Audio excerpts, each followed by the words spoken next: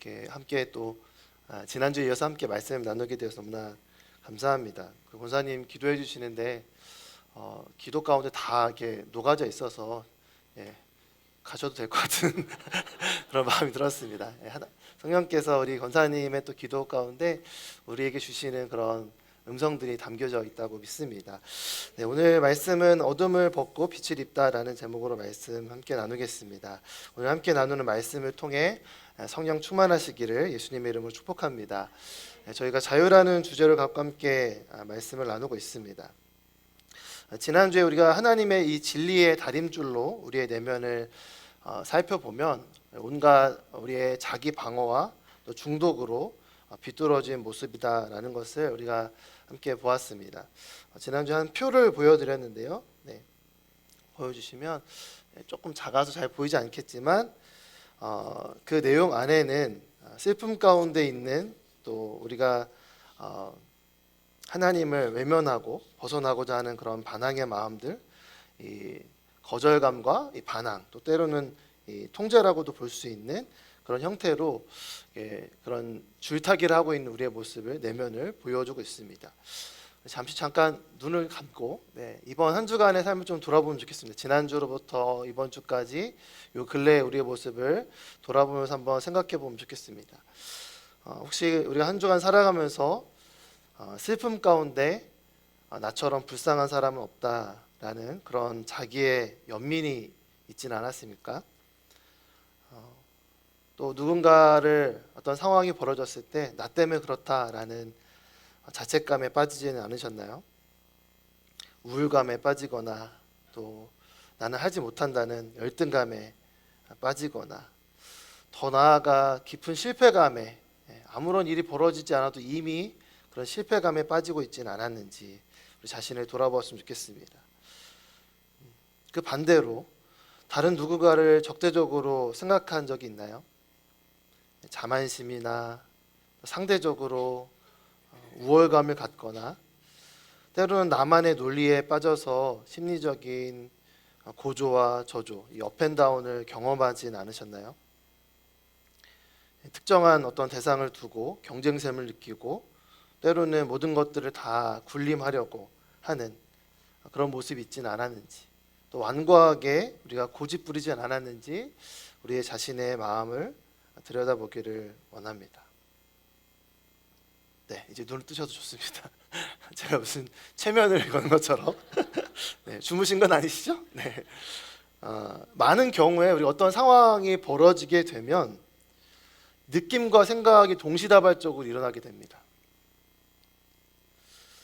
그렇기 때문에 굉장히 복잡한 일이 한꺼번에 일어나게 되는 것이죠. 우리의 내면이 마치 흙탕물을 휘저어 놓은 것처럼 우리의 생각과 마음과 여러 가지 것들이 동요하는 것을 보게 됩니다. 이것이 그 실체를 좀 들여다보기 위해서는 결국에는 시간을 두고 조금 천천히 들여다봐야 그 구조가 보이기 시작하죠. 우리가 지난주에 살펴봤던 그런 여러 가지 감정들이나 우리 생각들이 어떻게 자리 잡고 있는가를 본다면 이런 모습이지 않을까 생각합니다. 우리 한번 다음 사진 보여주시면 젠가를 생각나게 하시더라고요. 묵상하는데 이 젠가가 우리가 생각하는 것처럼 게임을 시작할 때 이렇게 똑바로 세워진 그런 이제 틀에 맞추어서 세워진 그런 젠가의 모습이 아니고 마치 몇 시간 동안 또 우리의 인생을 돌아다보면 수십 년 동안 쌓아 올린 젠가처럼 삐뚤빼뚤 이쪽으로 치우쳐져 있고 또 이편으로 치우쳐져 있는 그런 모습이 우리의 어떤 내면의 상태일 수 있다라는 것이죠. 언제든지 쓰러질 수 있는 위태로운 모습이 우리의 내면 가운데 자리 잡고 있을 수 있다라는 것입니다. 왜 이렇게 되었을까? 우리가 지난주에 살펴본 것처럼 우리가 육신 안에 우리의 본성 안에 있는 이 거절과 반항이라는 축이 발동되는 그 시간에 따라서 어떤 상황에 놓여졌을 때 어떤 것이 움직이냐에 따라 그것이 널뛰기를 하게 되고 반복되기 때문에 우리의 내면이 자꾸 갈팡질팡하면서 올곧게 세워지기보다는 삐뚤빼뚤해진 모습으로 서일 수 있게 된다라는 것입니다. 왜 이것을 우리가 중요하게 살펴봐야 합니까? 하나님께서 우리의 내면에 관심을 갖고 있으시기 때문입니다. 우리 아모스 7장 말씀을 한번 같이 읽겠습니다. 7장 7절 말씀 같이 읽겠습니다. 시작. 또 주께서 내게 이것을 보여주셨다. 주께서 손에 다림줄을 들고 수직으로 쌓은 담 옆에서 담이 반듯한지 살피며 서 계셨다. 아모스 선지자에게 주신 이 장면이, 이 말씀이 그 어떤 말보다도 더 강력한 메시지가 되는 것을 보게 됩니다. 주님께서 손에 다림줄을 들고 이 수직으로 쌓은 담이 반듯하게 세워졌는지를 살펴보는 그 장면, 그 장면이 우리에게 어떠한 말보다도 더 큰 메시지가 되는 것이죠. 아모스 선지자가 이 환상을 보았을 때 아마 큰 충격을 받았을 것 같습니다. 어떠한 말이 필요 없는, 이것이 제대로 서 있는지를 딱 측량하고 있는, 세우고 있는 것을 보았을 때 그 내면 가운데 엄청난 충격으로 다가왔을 것입니다. 여러분, 이거 만약에 우리가 아무런 관련이 없는 사람이 그렇게 하고 있으면 이거 스토킹이죠, 스토킹. 그런데 왜 하나님께서 우리의 내면을 이렇게 들여다보십니까? 다림줄을 들고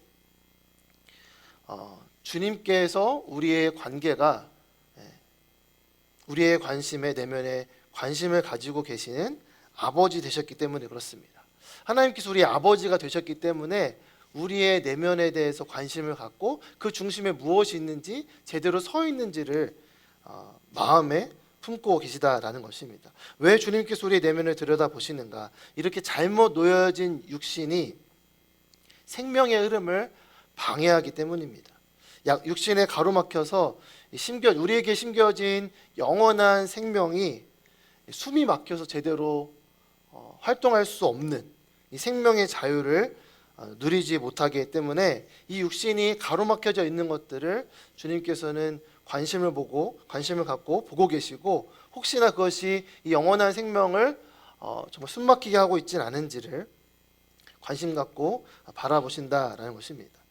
따라서 우리의 어떤 드러나는 행동에만 우리의 초점을 둘 것이 아니라 우리의 행동이 빚어지는 그 원인에 대해서, 우리 내면에 대해서 우리는 관심을 갖고 들여다보아야 합니다.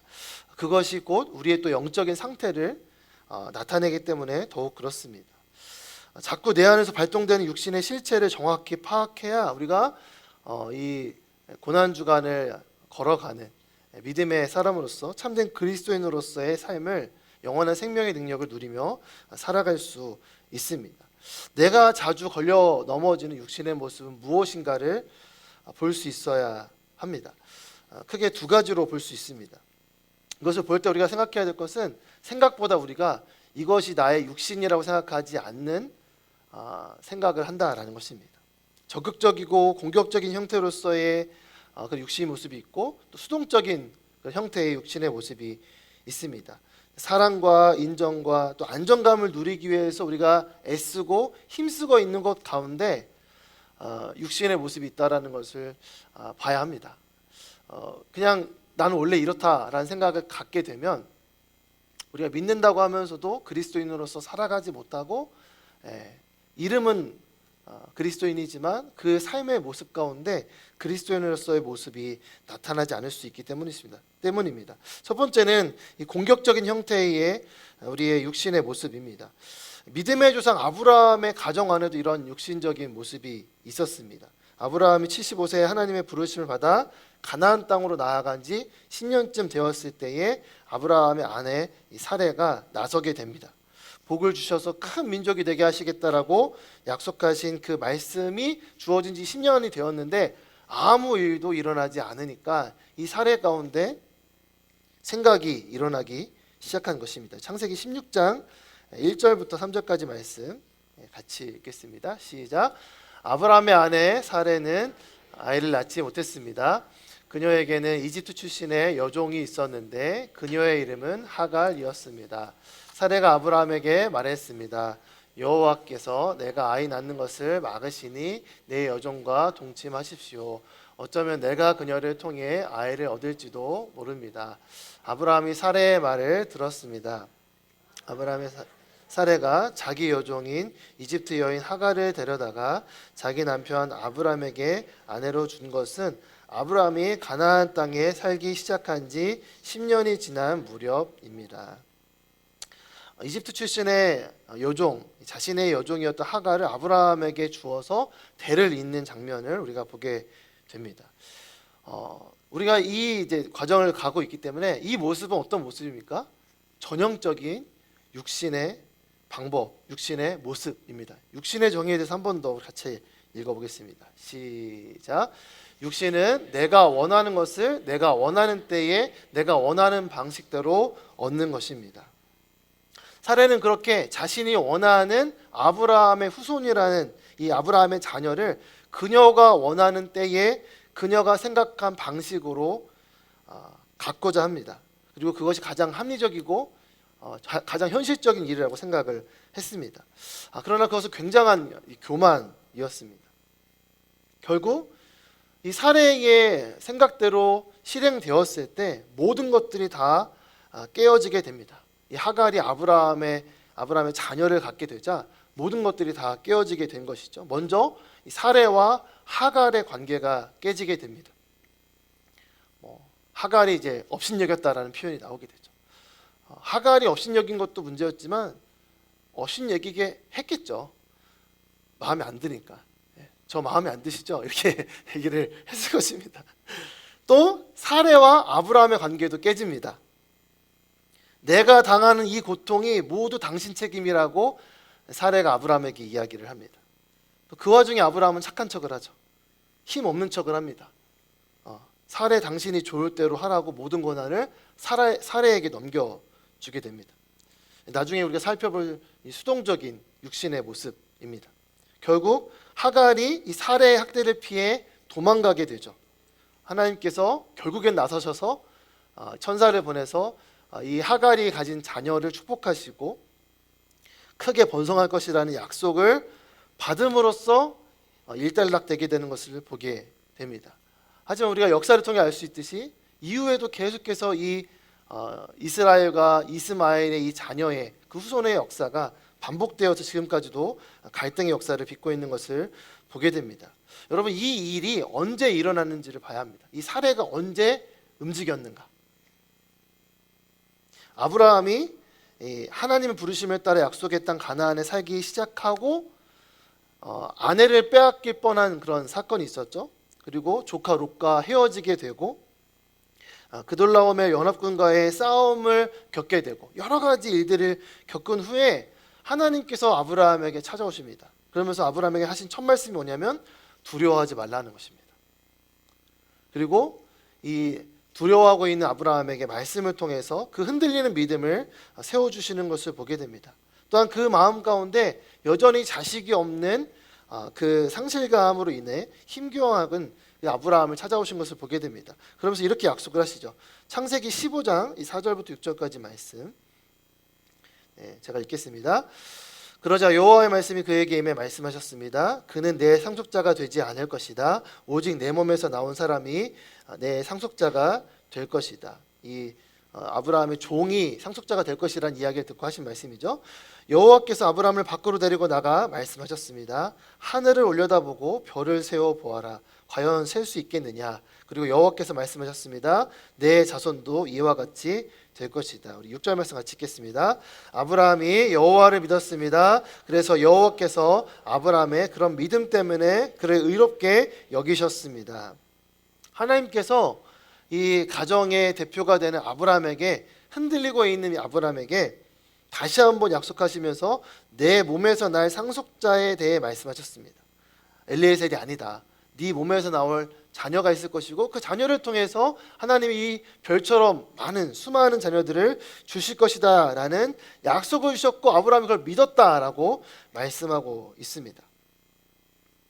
그런데 이 사례가 이 말씀의 일부분만 붙잡은 거죠. 내 몸에서 나올 자녀가 있을 것이다. 그런데 자녀가 안 나오네. 그런 생각을 하니까 어떻게 하면 그럼 자녀가 나올 수 있을 것인가. 중요한 건 아브라함의 몸에서 나올 자녀면 된다는 거예요. 사례는 그렇게 어떤 눈에 보이는 결과만을 보면서 나아간 것입니다. 그리고 하나님의 계획과는 전혀 다르게 자신의 방법으로 자신의 때에 자신의 생각을 따라 이 일을 벌이게 된 것입니다. 우리가 아까 살펴봤던 창세기 16장의 역사가 15장에 하나님께서 이 아브라함을 믿음으로 의롭게 여기셨다라는 이 표현과 일어난 이후에 일어났다는 것을 우리가 생각해야 합니다. 왜 그랬을까? 사례에게는 지금도 그렇지만 그 당시에는 더 큰 이 여성으로서의 중압감, 자녀를 낳아야 한다라는 그 중압감으로부터 벗어나고자 하는 마음이 있었기 때문에 그렇습니다. 그래서 아브라함의 몸에서 나온 자녀면 된다라는 생각에 빠지게 된 거죠. 그리고 스스로 사례 스스로가 판단자가 되어서 하나님의 자리에 올라간 것입니다. 우리가 믿음 안에서 적극적인 모습을 취하는 것 굉장히 중요한 모습입니다. 믿음에 도전이 있어야 하고 정말 갈렙처럼 아무도 나서려고 하지 않는 그때에 믿음으로 나아가는 믿음의 도전도 우리 가운데 분명히 있어야 합니다. 하지만 우리가 갈렙의 모습은 이 산지를 분명히 하나님께서 약속하신 약속의 땅을 주시겠다라는 하나님의 약속의 전제 아래서 그 안에서 그가 믿음에 도전을 했다라는 것을 우리가 기억해야 하는 것이죠. 우리가 원하는 것을 얻기 위해서 하나님보다 앞서지 않게 되기를 예수님의 이름으로 축복합니다. 우리가 때로는 믿음의 이름으로써 하나님이 설정하시고 말씀하시지 않은, 하나님이 약속하시지 않은 것들을 내가 내 뜻대로 내 방법으로 먼저 치고 나가려고 하는 모습이 우리 가운데 있을 수 있다는 것입니다. 적극적인 믿음, 우리가 흔히 믿음이 좋아 저분은, 이런 표현 가운데 혹시나 그렇게 우리가 육신의 모습으로 발동되어지고 있지는 않은지를 생각해 봐야 한다는 것입니다.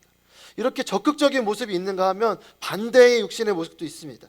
은밀하고 굉장히 수동적인 형태의 모습이 있습니다. 그리고 똑같은 목적이죠. 그것을 통해서 사람들의 사랑과 인정과 또 안정감을 누리고자 하는 마음으로 그렇게 수동적인 모습을 보이기도 합니다. 사무엘상에 보면 이 엘리 제사장의 이야기를 통해서 우리가 살펴볼 수 있습니다. 엘리 제사장에게 두 아들이 있었습니다. 엘리 제사장은 하나님을 섬기는 제사장이었음에도 불구하고 그가 가진 이 권위와 직분으로서의 역할을 제대로 온전히 하지 않았습니다. 특별히 이 자녀에 대한 잘못된 애착을 갖고 있었습니다.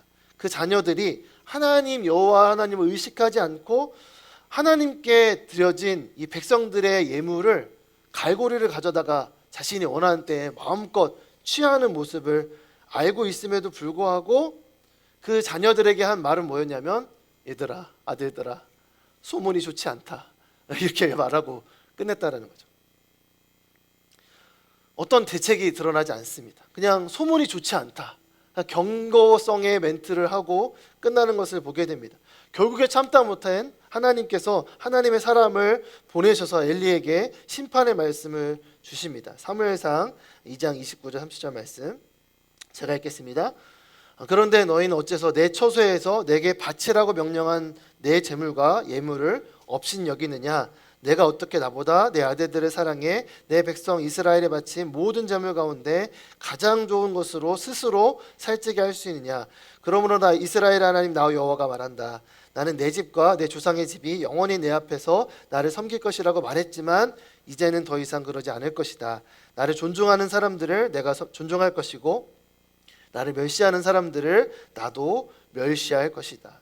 왜 하나님께서 엘리에게 이런 말씀을 주셨는가? 29절 말씀 한번 띄워주시면, 그 핵심은 그가 물론 경고성의 이야기를 했지만 이 엘리의 중심을 보신 하나님께서 평가하시는 말씀이 무엇입니까?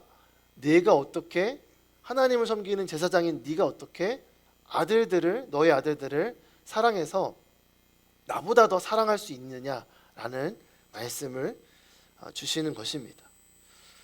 자녀를 사랑하는 것은 굉장히 좋은 일이고 당연히 우리가 부모로서 가져야 될 마음입니다. 아마 이 얘기를 처음 들었을 때 엘리에게 억울한 마음이 있었을 것입니다.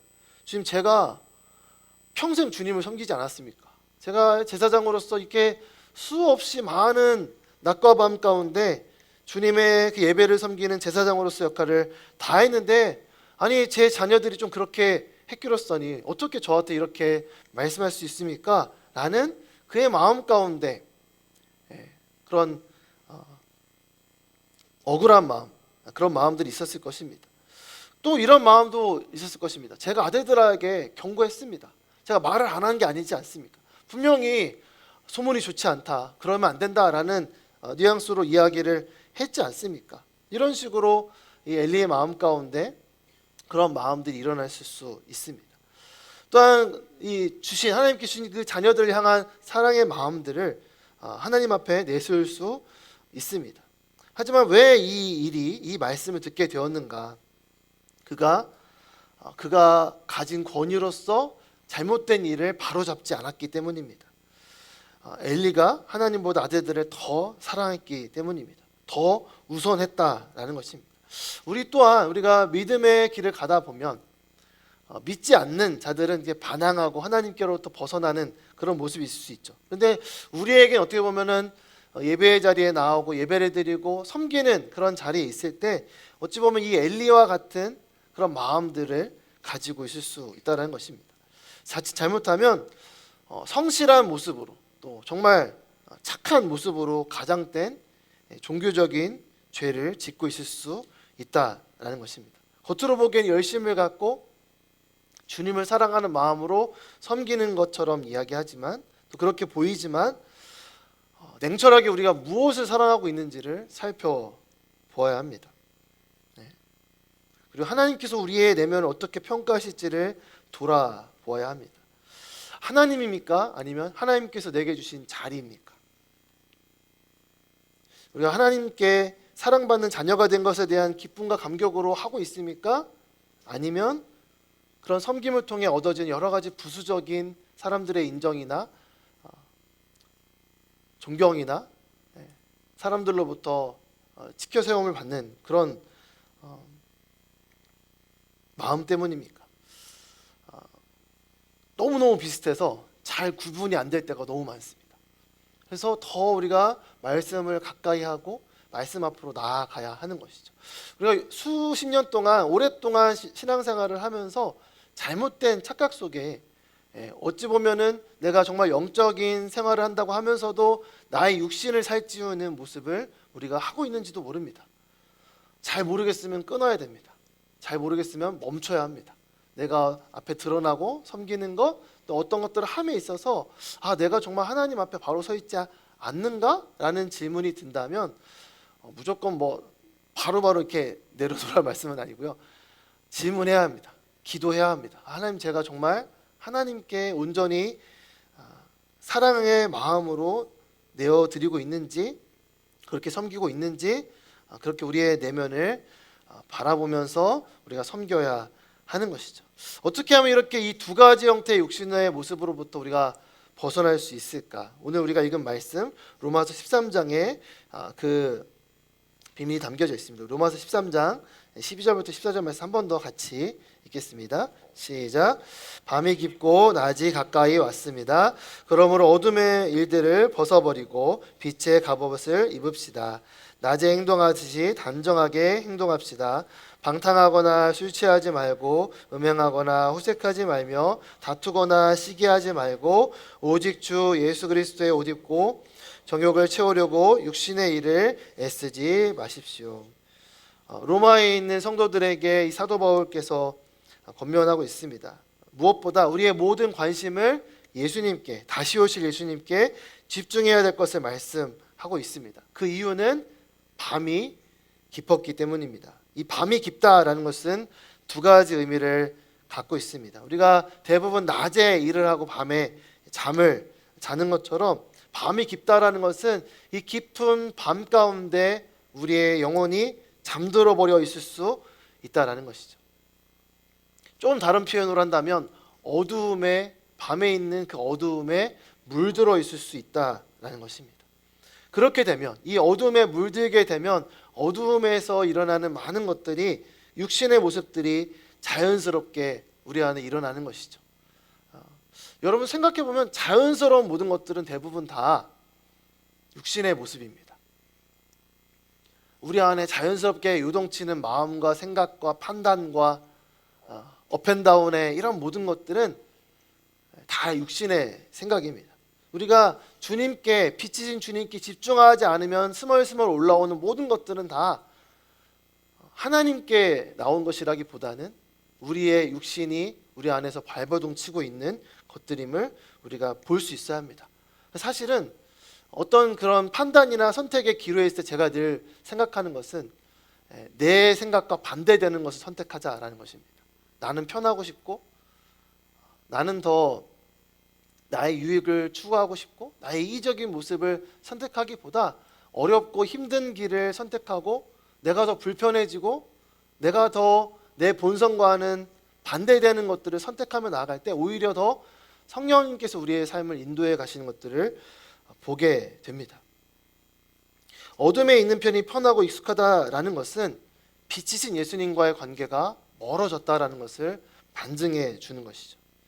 또한 이 밤이 깊다라는 것은 밝아올 아침이 가까워졌다라는 것입니다. 이 깊다라는 것은 접근하다라는 뜻을 그런 가지고 있습니다. 그래서 이미 가까이 와 있는 동틀 무렵을 의미합니다. 예수님께서 다시 오실 때가 도래할 것이다라는 마음으로 우리가 이 종말론적인 시각을 갖고 하루하루의 삶을 살아가야 합니다. 예수님이 다시 오시든 우리가 먼저 가든 분명한 것은 분명히 우리에게 끝이 있다라는 것이죠. 오늘 새벽에 함께 말씀 들었던 10처녀의 비유, 이 지혜로운 5처녀가 말씀과 성령으로 다시 오실 주님을 향하여서 모든 준비를 마쳤을 때 그들에게 다가오시는 예수님은 신랑 되신 예수님으로서 반가운 존재가 되었습니다. 하지만 그 주님의 오실 길을 예비하지 않았을 때 그들 가운데에는 두려움과 수치감으로 가득할 수밖에 없는 것이죠. 우리가 어떻게 이것들을 향해서 나아가야 합니까? 빛의 갑옷을 입어야 하는 것이고, 먼저 그러기 위해서는 어둠을 벗어버려야 합니다. 이 한 주석가는 이 어둠을 벗어버리다라는 것을 거절하다라는 단어로 해석을 했습니다. 어떤 모양이든지 어떤 명분이든지 어두움의 것들은 단호하게 거절하고 끊어나는 은혜가 있기를 예수님의 이름으로 축복합니다. 우리가 믿음의 성도가 된다라는 것은 예수 그리스도로 옷 입은 자입니다. 옷을 입지 않고 밖에 나가는 것은 굉장히 부끄럽고 수치스러운 것이죠. 우리가 예수님 믿는다라는 것은 예수 그리스도로 옷 입었다라는 것입니다. 예수 그리스도에게 우리의 가운데 부어주시는 지혜와 거룩함과 의로움과 구속함이 있는 줄로 믿습니다. 우리는 우리의 삶이 그분으로 더 입혀져야만 하나님의 영광을 드러낼 수 있는 존재인 것입니다. 닥치지 않은 미래 가운데 우리가 너무 지나치게 몰두하지 말고 애쓰지 말라라고 사도 바울은 권면하고 있습니다. 계속해서 나아가지 말라는 것입니다. 이 맨 마지막에 있는 육신의 일을 애쓰지 마십시오라는 이 표현은 이렇게 또 해석할 수 있습니다. 계속해서 자신을 위해 애쓰지 말라라고도 표현할 수 있는 것입니다.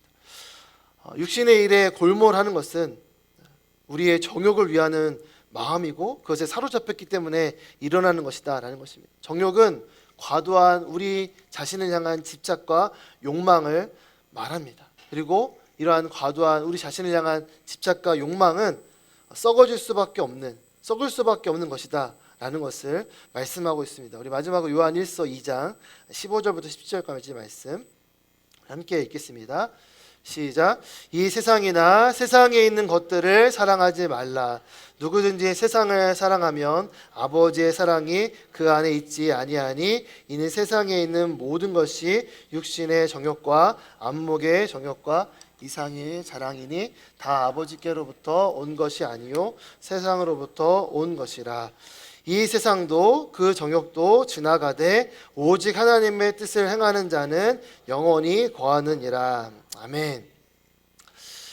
우리가 어떻게 하면 이 세상을 또 세상에 있는 것들을 사랑하지 않고 온전히 주님의 손에 붙들려서 더 이상 육신의 정욕과 안목의 정욕과 이생의 자랑 가운데 빠지지 않을 수 있을까? 어떻게 하면 우리가 이 지나갈 수밖에 없는 이 세상과 그 정욕을 붙잡는 것이 아니라 하나님을 붙잡고 그분의 뜻대로 나아갈 수 있을까? 영원한 생명을 누릴 수 있을까? 우리가 첫 번째 살펴보았던 그 사진을 한 번 더 보여주시면, 이 사진에 있어서 가장 중요한 것은 이 줄을 누가 들고 있는가입니다. 이 줄을 누가 들고 있는가. 뒤에 위에 보시면 주황색 글씨에 보시면 권위자라는 표현을 쓰고 있습니다. 권위자가 누가 되고 있는가가 이 벽이 똑바로 세워질 수 있는가 아닌가를 판가름하는 것이죠. 우리가 이 권위자로 생각할 수 있는 사람들이 많이 있습니다. 우리의 부모님일 수 있습니다. 또 우리의 배우자일 수도 있고 우리의 자녀일 수도 있습니다. 또 우리가 생각하고 있는 이것만 있으면 모든 것들이 해결될 거라고 생각했던 것들이 있습니다. 그런 존재들이 우리의 권위자가 됩니다. 이 세상이 권위자가 됩니다. 그래서 아둥바둥하며 살아갈 수밖에 없게 우리를 자꾸 옥죄어 오는 것이죠. 그런데 중요한 것은 그들의 삶 가운데 그들의 삶을 붙들고 있는 이 권위자의 모습은 권위자는 늘 흔들리는 존재라는 것입니다. 계속 이렇게 흔들릴 수밖에 없는 존재인 것이죠. 그래서 이 권위가 온전히 하나님 앞에 나아갈 수 없고 우리의 삶이 똑같이 갈팡질팡하며 흔들릴 수밖에 없는 것이죠. 누가 나의 삶의 중심을 쥐고 있는가? 권위자가 누구인가가 우리가 묵상해야 될 부분입니다. 그 존재가 누구인지 부모님이든 배우자이든 자녀이든 하나님이 아닌 다른 누군가, 때로는 나 자신일 수도 있고 나의 상처일 수도 있고 그 권위자로부터 받았던 많은 경험들이 나의 중심을 쥐고 있다면, 붙잡고 있다면 우리의 내면은 저렇게 삐뚤빼뚤할 수밖에 없는 것이죠. 반면에 이 중심을 우리의 주인 되신 예수 그리스도께서 이 줄을 쥐고 계실 때 우리의 내면은 더 이상 흔들리지 않는 그런 내면의 모습으로 아름답게 세워지게 되는 것이고, 그것이 우리가 성경에서 보고 있는 성령의 열매를 아름답게 맺어가는 것이죠. 그분은 절대로 흔들리지 않습니다.